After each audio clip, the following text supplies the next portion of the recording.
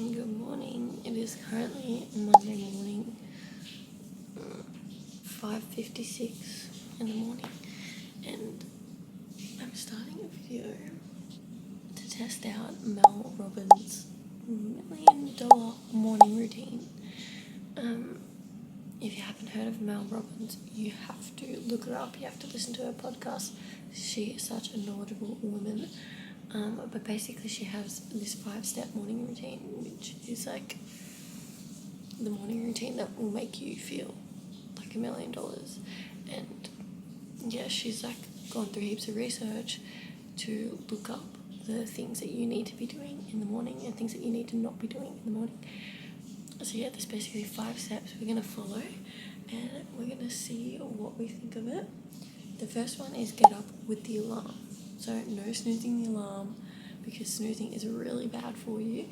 I've known about this for a while, but snoozing basically, if you go back to sleep for like 10, 15, 5 minutes, whatever, you're starting a sleep cycle again, and a sleep cycle can go anywhere between like 75 minutes to 90 minutes.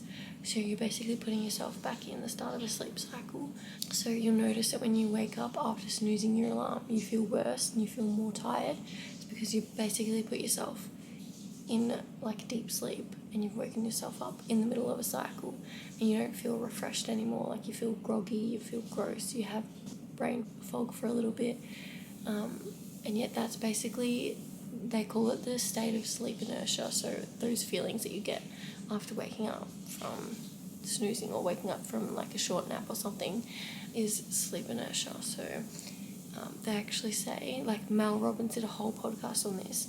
I will put the podcast in the link below so you can go listen to it, because you have to listen to it. When she talks about the 5-step morning routine, she explains why the first one is not snoozing your alarm. But yeah, basically a lot of research has said that the state of sleep inertia can go for like the first 4 hours, like last for 4 hours. So you're basically like setting yourself up for failure for the day, because your first 4 hours of the day, you're not going to be able to think clearly, and you're going to feel tired, and yeah. And there's also research to say that like the first few hours of your day is when your brain is like at its peak performance. I don't know the exact words, but yeah, you're basically counterproducting that, because you're put yourself in a state of sleep inertia, and you're not going to have those first few hours of like peak performance, because your brain isn't thinking clearly and it feels foggy and things like that. So many bad things about snoozing. So don't snooze your alarm. We didn't do that. And then she talks about her 5-second rule, which is an amazing rule that you guys also need to listen to. But basically, as soon as you wake up, instead of like thinking about what you have to do and being like, oh, maybe I don't need to go to the gym today, I can go a bit later, or maybe I'll just sleep for an extra hour because I actually don't really have to get up. You need to get up. Like, you've made a promise to yourself, you've already planned that you're getting up at this time. You need to keep the promise to yourself, and you can do that by using the 5-second rule. So instead of just trying to think of all these excuses, literally count down from 5.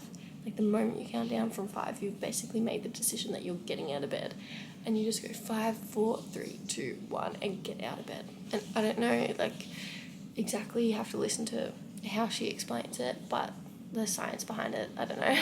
You just got to count down, jump out of bed, and then basically once you're out of bed, you're kind of like, I've done the hard thing. Like, that's the hard thing, getting out of bed. So yeah, using the 5-second rule. I'm obviously not out of bed because I'm filming this intro, but I'm awake. 5, 4, 3, 2, 1, and I'm awake, and put the light on and whatever. But yeah, when you're struggling, literally count down, jump out of bed, which I'm about to get out of bed.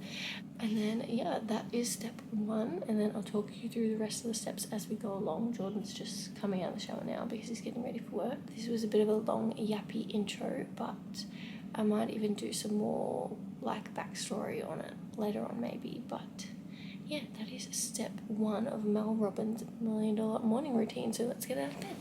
Okay, we're back now. I've just put on my dressing gown because it's freezing. But step 2 is actually making your bed. Now, I always make my bed in the morning anyway, but there will be kind of mornings where I'm like in a rush and I'm like, it doesn't matter as much, like I can do it when I get home.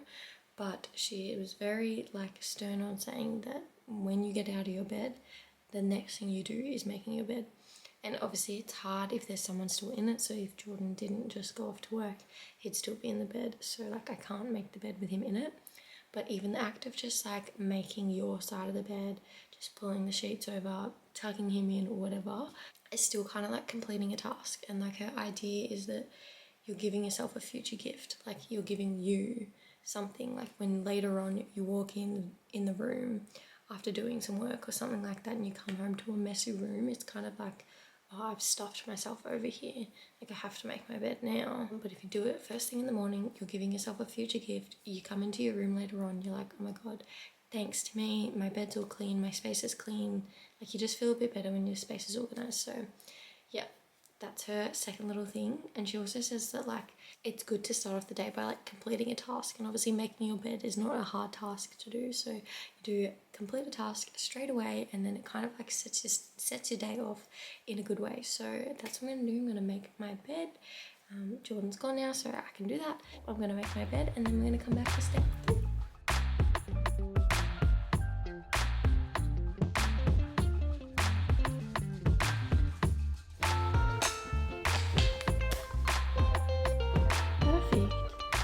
Is all made. Now we go to start step 3. Okay, this next one is a bit funny and a little bit rogue for me. The first part is brushing your teeth, obviously fine, normal, but the reason why it's brushing your teeth and something that I'm about to say is because she wants you to habit stack. She wants you to pick this new habit and pair it with something that you do like routinely every day without thinking. And obviously brushing your teeth is something that most people will do like a robot, like they would just do that every morning. So she wants you to pair brushing your teeth with high-fiving yourself in the mirror. When I first heard that, I was like, oh my god, that sounds so silly. Like I definitely don't already do that. But I listened to why she said that that is a good thing to do in the morning. Basically, she says like when you're high-fiving yourself in the mirror, like you're seeing yourself and you need to visualize that person in the mirror as your future self. So thinking about all the goals that you have, all the things that you want to achieve, that person in the mirror that's looking back at you is like wishing and hoping for those future goals.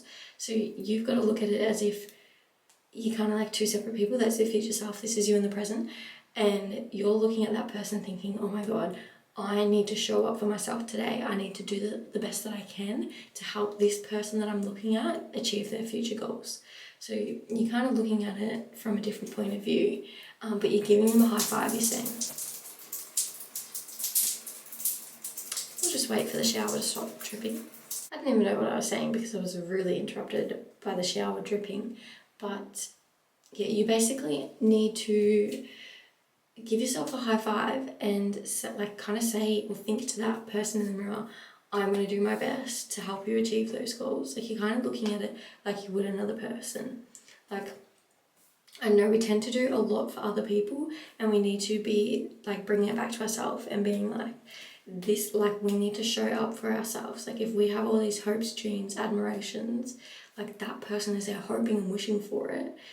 If you don't show up for yourself, if you don't do something that's going to take you one step closer to those goals today, you're not doing that person any favors. So giving them a high five and saying like, I've got your back, we're going to do something today that's going to help you, like that is meant to like start your day off well, is meant to like give you a bit more drive and kind of make you think about what you're doing in that day, like making you purposely think about doing things that are actually going to be beneficial for you and doing the hard things that you don't want to do but are actually going to help and like they're going to pay off for that future person getting their hopes and dreams. So that is a funny one, but I very much understand the meaning of it. So I'm going to brush my teeth, then I'm going to high five myself in the mirror, and then I'm not dressed yet, but then I think I'll go get dressed. There's no like step to say go get dressed, like it'll make sense after we see the next step. Like I could have gotten dressed as soon as I got out of bed. I could have went and got dressed then, whatever, but I've stayed in my dressing gown to do these steps, and then before we do the next one, I'll go get changed.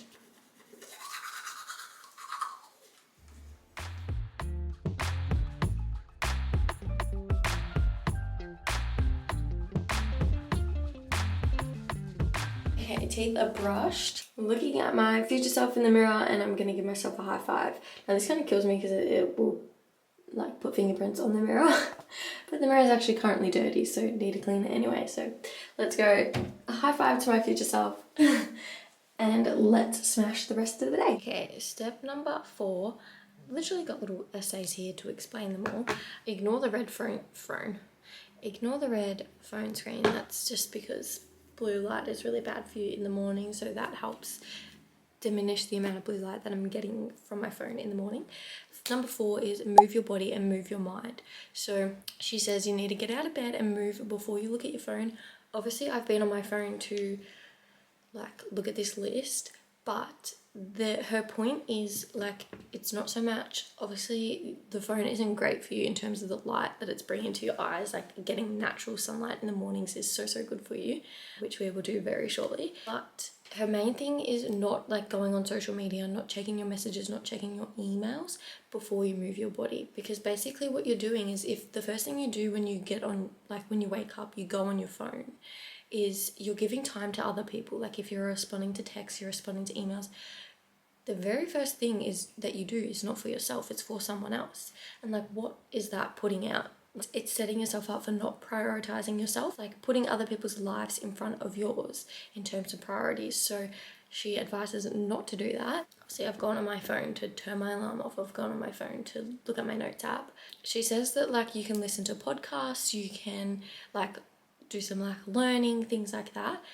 So you can still use your phone for those sorts of things. Something that's giving you value from it, not mindlessly scrolling, responding to someone else's worry about something. Like ignore all those things. Don't even look at them until you've moved your body and moved your mind. So she says at least 10 minutes of moving your body, 10 minutes moving your mind. She says like you could literally go out there and go for like a power walk for 10 minutes. But obviously I'm training I'm training for a full marathon. I'm training for High Rocks at Yonkers Way. I'm just training to, you know, training for performance at the moment. So I've kind of got the workouts that I need to do each morning. So instead of doing the 10-minute power walk, I'll just go and complete my workout in the morning, whether that be a run or a strength session or something like that. This morning it's actually an interval run, which I'm actually quite excited for.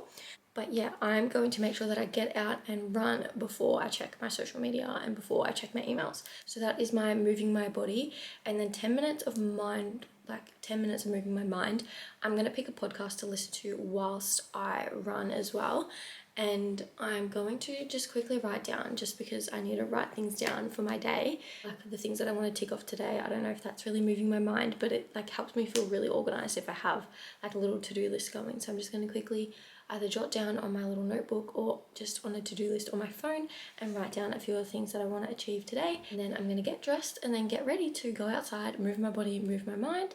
And that's why I said that, you know, the whole getting changed and getting ready, that part of it you can put wherever you kind of want.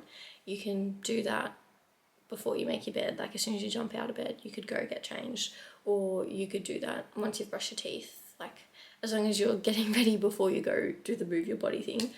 If you want to move your body in your pajamas, actually, you could probably do that. So yeah, completely up to you where you do this step, but I'm going to go get changed now.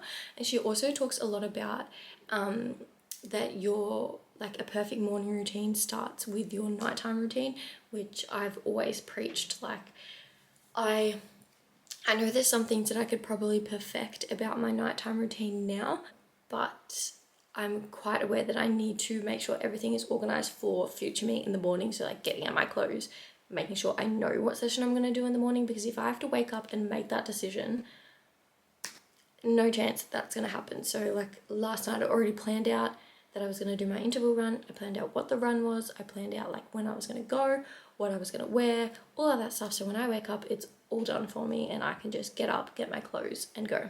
So that is very important. She also has a whole episode on the perfect nighttime routine, similar to how she has with the morning routine, and I actually haven't listened to it yet. So I might listen to that while I go for my run, and that could potentially be another video of me doing Mel Robbins' perfect like nighttime routine. So we'll soon find out, but I'm gonna go get changed, get ready, and come back to you when I'm ready for the run.